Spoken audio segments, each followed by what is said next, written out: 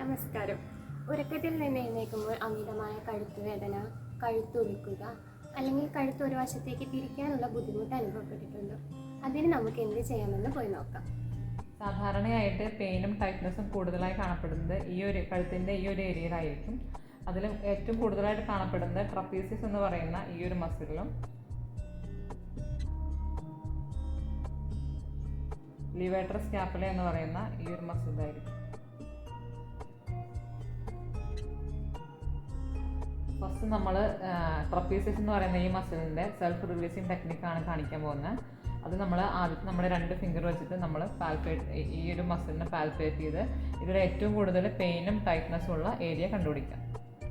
വേദന ഏറ്റവും കൂടുതലുള്ള പോയിന്റ് കണ്ടുപിടിച്ചതിന് ശേഷം നമ്മുടെ 2 വിരൽ വെച്ചിട്ട് അവിടെ താഴേക്ക് നന്നായി പ്രസ് ചെയ്യാം. ഒരു 30 സെക്കൻഡ്സ് അങ്ങനെ ഹോൾഡ് ചെയ്യാം. 1 2 3 4 അങ്ങനെ ഒരു 30 സെക്കൻഡ്സ് ഹോൾഡ് ചെയ്യാം.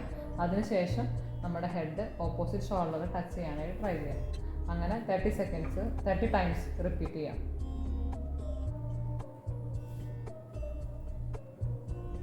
അടുത്തായിട്ട് നമ്മൾ ലിവേറ്റർ സ്കാപ്പുല എന്ന് പറയുന്ന ഈ ഒരു മസിലിൻ്റെ സെൽഫ് റിലീസിങ് ടെക്നിക്കാണ് നോക്കുന്നത്. നമ്മൾ നേരത്തെ ചെയ്തപോലെ തന്നെ വിരൽ വെച്ച് ഈ മസിലിലെ ഏറ്റവും പെയിനും ടൈറ്റ്നസ്സും ഉള്ള പോയിന്റ് കണ്ടുപിടിക്കുക. അതിനുശേഷം അവിടെ നമ്മുടെ 2 വിരകൾ പ്ലേസ് നിറച്ച് ഇതുപോലെ 30 സെക്കൻഡ്സ് ഹോൾഡ് ചെയ്യാം. അതിനുശേഷം നമ്മുടെ ഹെഡ് ഓപ്പോസിറ്റ് ഷോൾഡറിൽ ടച്ച് ചെയ്യുക. അതേപോലെ തന്നെ ഈ സെയിം സൈഡിലേക്ക് റൊട്ടേറ്റ് ചെയ്യുക. ഇങ്ങനെ 30 പ്രാവശ്യം റിപ്പീറ്റ് ചെയ്യാം.